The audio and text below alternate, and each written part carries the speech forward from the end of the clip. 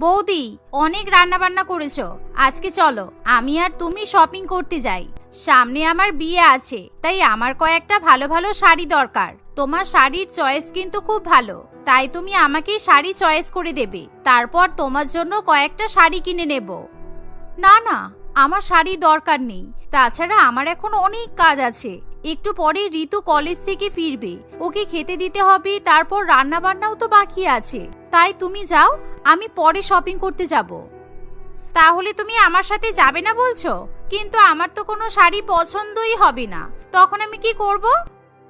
আরে তুমি আমাকে ভিডিও কল করে দেখিয়ে নেবে, তাহলেই তো হয়ে গেল। কিন্তু আমাকে তুমি যাওয়ার জন্য জোর করো না প্লিজ। তুমি তো খুব ভালো করেই জানো এখন আমি শপিং করতে গেলে ঋতু আর মা দুজনেই খুব রেগে যাবে, কারণ এমনিতেই তোমার সাথে আর কাকিমার সাথে আমি কথা বললে ওরা খুব রেগে যায়। শালিনী দীপশিখার কোনো কথা শুনতে চায় না, কারণ যাই হয়ে যাক না কেন সে তার বৌদিকে নিয়ে শপিং এ যেতে চায়। যার ফলে দীপশিখা বাধ্য হয়ে রান্নাবান্না ফেলে রেখে তার কাকি শাশুড়ির একমাত্র মেয়ের সাথে শপিং করতে চলে যায়। কিন্তু দেখতে দেখতে বিকাল হয়ে এলে দীপশিখার নিজের ননদ ঋতু কলেজ থেকে বাড়িতে ফিরে আসে। তখন তার ভীষণই খিদে পায়।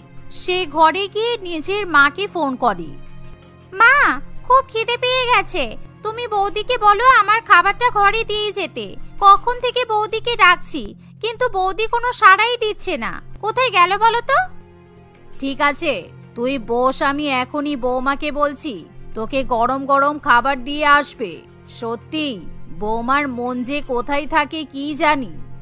বৌদির মন তো সবসময় কাকিমা আর কাকিমার মেয়ের সাথে পড়ে থাকে। বৌদির নিজের সংসারের দিকে কোনো খেয়াল নেই, শুধু পরের সংসারের দিকে ঝোঁক।